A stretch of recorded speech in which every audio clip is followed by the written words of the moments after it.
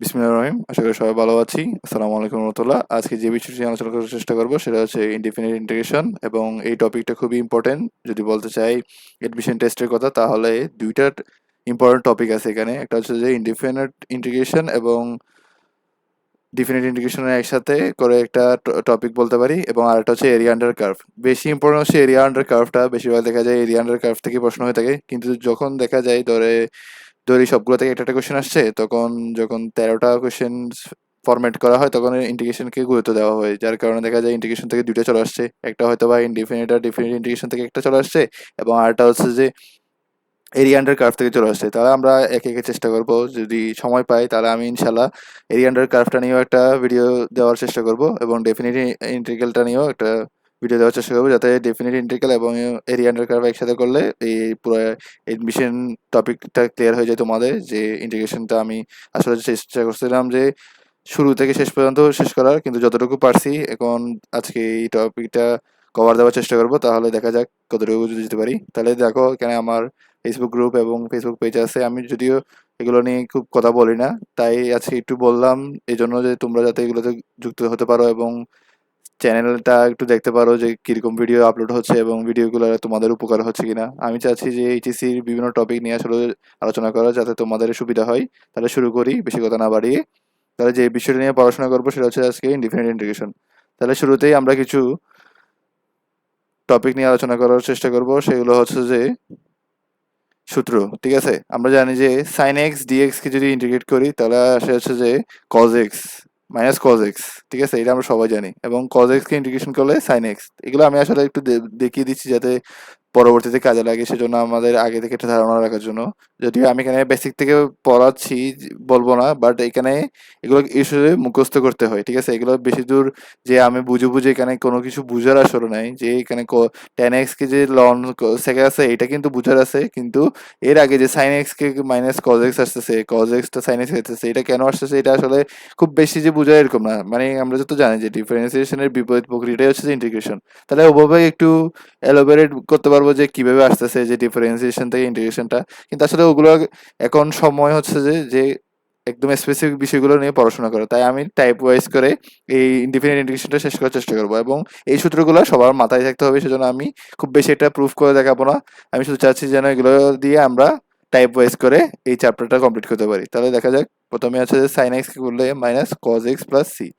তারপর হচ্ছে cos x হচ্ছে ইন্টিগ্রেট করলে sin x প্লাস সি। তারপর আসতেছে কি tan x কি করলে ln sec x। এটা একটু বুঝিয়ে দিই যে এটা কেন আসতেছে এইভাবে।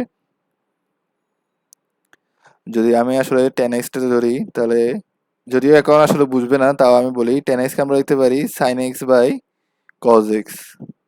ঠিক আছে, এবং আমরা জানি যে এই cos x এর যে ডিফারেন্সিয়েশনটা সেটা কি, cos x এর ডিফারেন্সিয়েশন হচ্ছে যে মাইনাস sin x। ঠিক আছে, তাহলে এই উপরে তো আছে হচ্ছে যে শুধু সাইন এক্স। তাহলে আমি একটা মাইনাস নিই এবং মাইনাস উপরে গুণ করি। তাহলে sine x dx divide by cos x. তাহলে একটা সূত্র আমরা আসলে জানি, এটা এখনো তোমরা হয়তো জানো না, যারা পড়ছো তারা জানবে যে কজ এক্স এর যখন এফ এক্স এর উপরে ডিফারেন্সিয়েশনটা থাকে তাহলে আমরা এটা যদি এভাবে লিখি যে d of cos x divide by cos x. তার মানে হচ্ছে যে এই ফাংশনটার ডিফারেন্সিয়েশন উপরে আছে। তাহলে আমরা এখান থেকে লিখতে পারি মাইনাস লন কজ এক্স। ঠিক আছে, প্লাস সি দিতে হবে যেহেতু এটা ইনডিফিনিট ইন্টিগ্রাল। তাহলে এখানে আমরা যদি মাইনাসটাকে যদি লগারিদমের শর্ত অনুযায়ী এটাকে যদি আমরা পাওয়ারে দিয়ে দিই তাহলে ln one by cos x, যেটাকে আমরা লিখতে পারি sec x। ঠিক আছে, এটাই তো sec x। তাহলে এইভাবেই আসলে প্রমাণগুলো আসে। তাহলে এটা আমি বেশি দূর আসলে দেখাতে চাচ্ছি না, যাতে আমাদের সময়টা একটু বেঁচে যায়, যে কতটুকু আমরা আসলে আজকে অনেক পড়াশোনা করতে হবে। তাহলে শুরু করতেছি আবার যে integration of cos x dx এটাকে লিখলে হয় ln cosec x, মানে cosec x dx। তাহলে এটাকে লিখলে হয় ln cosec x minus cot x plus c। এটার তিনটে সূত্র আছে, তিনটাই মনে রাখা ভালো, কারণ কোন সময় কোনটা লাগতে পারে এটা আসলে আমরা বুঝতে পারবো যে প্রশ্ন দেখে। Minus loan cosec x plus cot x, এবং একটা হচ্ছে যে হাফ অ্যাঙ্গেল দিয়ে এটা হচ্ছে যে ln tan x by two. Sec x এর ক্ষেত্রে একই রকম, সেক এক্স ডিএক্স হচ্ছে যে ln sec x plus tan x plus C. তারপর লিখতে পারি লন 10 π/4 প্লাস x/2 এবং লিখতে পারি লন এই যে π/4 প্লাস x/2 কে আসলে ইলাবোরেট করে এটা লেখা হয়েছে। এটা সবাই আমরা জানি যে a প্লাস b এর সূত্রটা ভাঙা হয়েছে আসলে। ঠিক আছে? তাহলে এখানে cot x এর ইন্টিগ্রেশন হচ্ছে যে ln sin x এইভাবেই প্রমাণটা করা যায়। ঠিক আছে? তাহলে ওইভাবে প্রমাণটা আসলে আমি আর দেখাচ্ছি না।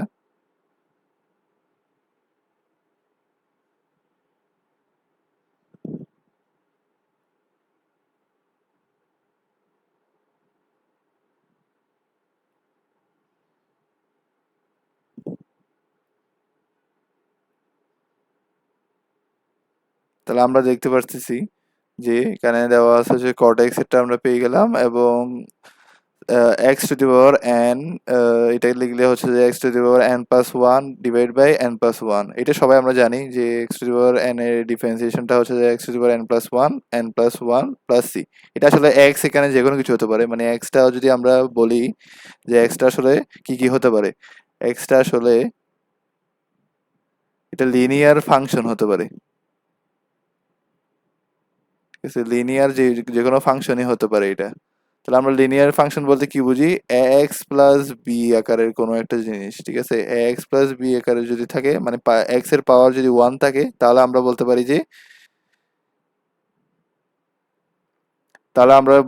সেজন্য আমরা f of x এর ইন্টিগ্রেশনটা আমরা এইভাবে লিখতে পারি যে f of x x plus b dx তাহলে এখানে যদি আমরা করি তাহলে x plus b divide by a ঠিক আছে এখানে কিন্তু একটা জিনিস ভুল করতেছি যে ইন্টিগ্রেশনের ক্ষেত্রে আমরা জানি যে এটা চলে মানে ডিস্ট্রিবিউট হয়ে যায় এটা প্রথমে এখানে আসবে তারপর এখানে আসবে ঠিক আছে তাহলে এখন আমরা জানি যে x এর সহগটা বাইরে গেলে x dx plus b dx যেহেতু b টা হচ্ছে ধ্রুবক তাহলে সেটা বাইরে চলে আসবে a x 1 plus 1 divide by 2 plus bx এটা আসলে এখন বোঝার দরকার নাই পরবর্তীতে দেখা যাবে এটা কি আসছে যে এখানে এই সূত্রটাই আসলে আমি দেখাচ্ছিলাম এখানে যদি লিনিয়ার কোনো ফাংশন থাকে সেভাবে আমরা কাজ করতে পারি তাহলে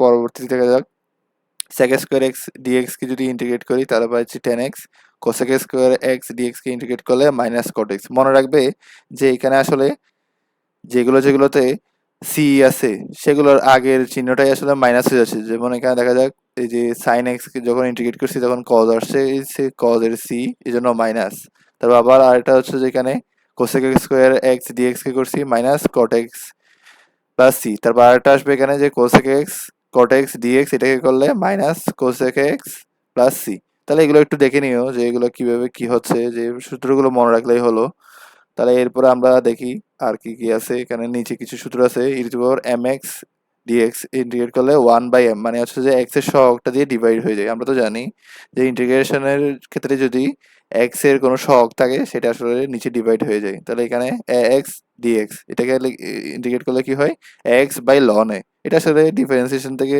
এটা প্রুফ করা যায় আমরা ওই প্রুফের দিকে যাচ্ছি না শুধু এখানে চেষ্টা করবো যে মূল জিনিসটা পড়ে ফেলার তাহলে এখানে 1/x dx কে কি লিখতে পারি আমরা ln x এই সূত্রগুলা অনেক কাজে লাগবে যখন আমরা দেখবো সামনে আমাদের কিছু ম্যাথে দেখা যাবে এই সূত্রগুলো অনেক কাজে লাগবে তাই এই সূত্রগুলো আমি বলার চেষ্টা করতেছি যে মুখস্থ করে ফেলার কারণ এইগুলা দিয়ে পরবর্তীতে আমি যখন সলভ করবো তখন হয়তো বা একটু খটকা লাগতে পারে যে এখানে কি হচ্ছে ঠিক আছে তাহলে শুরু করি প্রথম টাইপটা দিয়ে